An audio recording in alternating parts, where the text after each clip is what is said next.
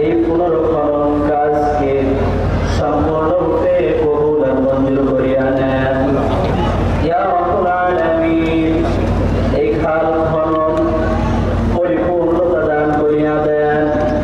ইয়া রাব্বুল আলামিন, মাননীয় প্রধানমন্ত্রীর সম্মানিত পিতা শহীদ প্রেসিডেন্ট জিয়াউর রহমান সর্বপ্রথম এই খালটি উদ্বোধন করেছিলেন। এনার সাথে সহচর যারা ছিলেন অনেকেই কবরবাসী হয়ে গেছে। ইয়া রাব্বুল আলামিন, প্রত্যেকের কবরগুলি জান্নাতের উচ্চ মাকাম বানায়া দেন।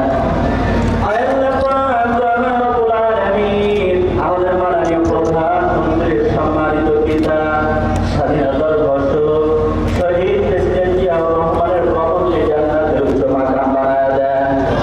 আল্লাহ মাননীয় প্রধানমন্ত্রীর সম্মানিত মাতা আপসহীন